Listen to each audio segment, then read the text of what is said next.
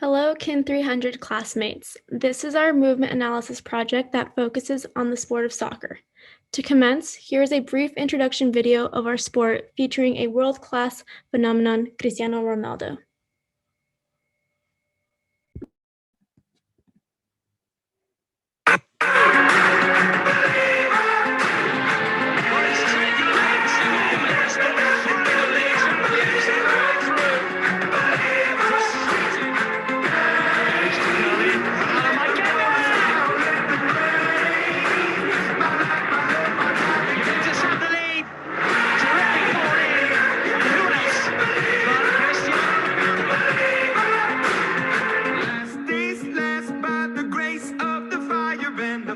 You're the face of the future, the blood in my veins, oh, ooh, the blood in my veins, oh, ooh.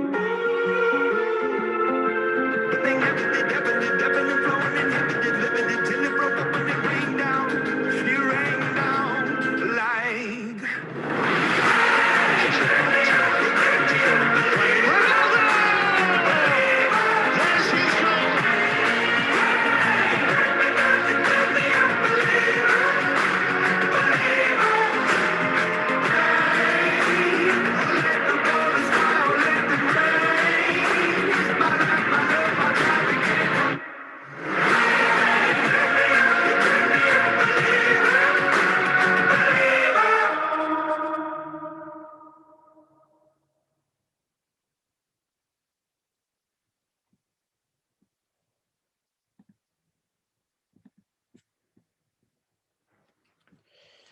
So, what is soccer?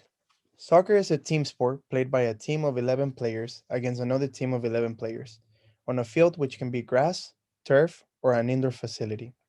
Soccer is played with an spherical ball which must measure 27 to 28 inches in circumference and weigh about 14 to 16 ounces.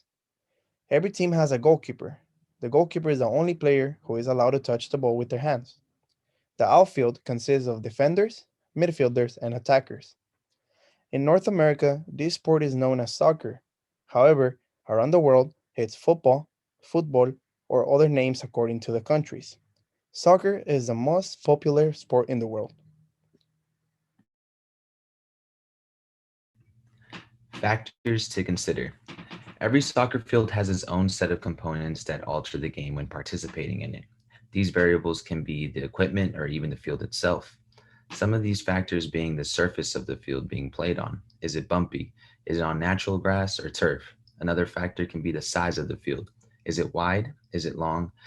These can all determine how much running will be made.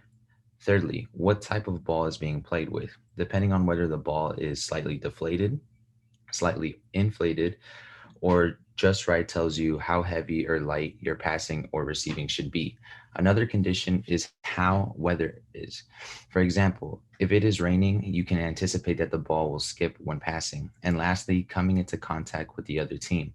This determines almost any decision you make on the field. All these factors become essential in why teams and individuals either perform or underperform in games. On the left side, we can see the weather conditions some players compete in, whether it is foggy, rainy, or snowy. At the very top of the screen, we see physical contact being made off a slide tackle. Just under that, we see the significant difference in sizes between the youth and senior pitch. Below that, we see the differently inflated balls. And on the right side, we see the different surfaces being played on. First turf, then natural, and lastly, bumpy.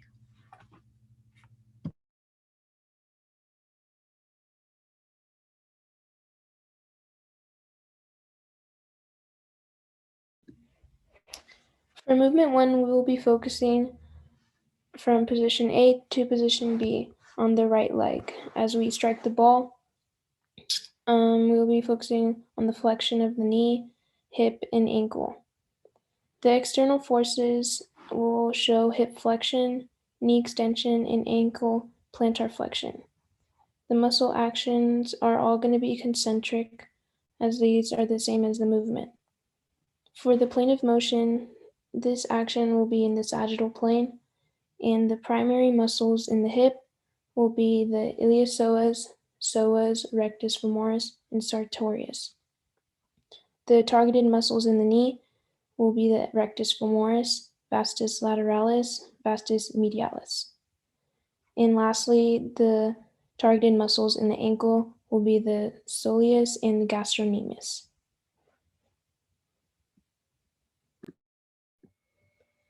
Now, moving on to movement 2, the motion we are analyzing is seen from position C to D, focusing on the trunk, shoulder, and hip. As the player moves from position C to D, the trunk flexes, the shoulders abduct, and the hip flexes.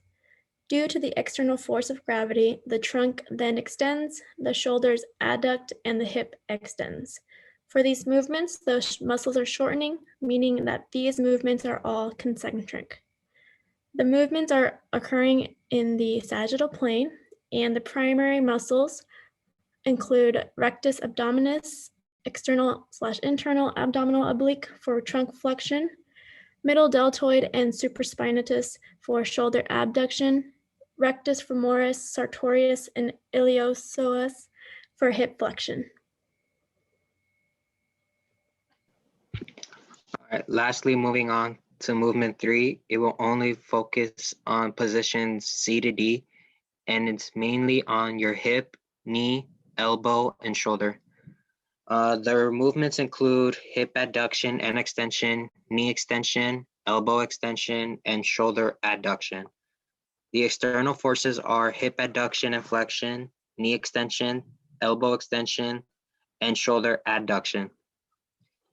The muscle actions are all concentric. The movement takes place in the frontal plane. The primary muscles for your hip is only your gluteus maximus. For your elbow, it's your triceps brachii and your brachioradialis. For your knee, it's your rectus femoris, vastus lateralis, vastus medialis, and vastus intermedius. And for your shoulder, it is only your middle deltoid and the supraspinatus.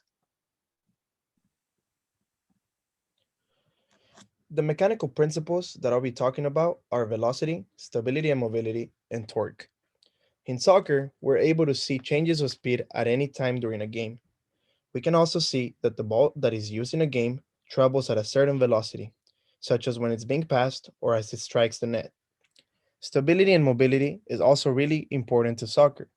A player who is able to move readily is more likely to succeed. Also, stability helps a player when they're dribbling or when they're going in the air for a header. Torque is a force that tends to cause rotation or twisting about an axis. This principle typically occurs during a foul, tackle, or a slide tackle, causing a player to lose stability and rotate or twist. Lastly, I'd like to go over some of the injuries. Since the game of soccer is so demanding on the body, it is very common to experience serious lower extremity injuries. Injuries occur due to millions of reasons. However, some of the most common take place because of overuse, contact and collisions, or poor landings and plantings.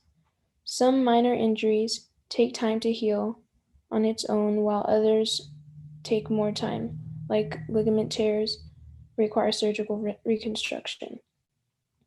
Below, I have some of the common soccer injuries. First, I have ankle sprains from grade 1 to grade 3, grade 3 being most severe. Then knee sprains in the MCL, LCL, ACL, or PCL. Muscle strains consist in the hamstring, quad, or calf. We have ligament tears, most common ACL, then PCL and meniscus. We have bone fractures in the ankle or foot. And lastly, concussions.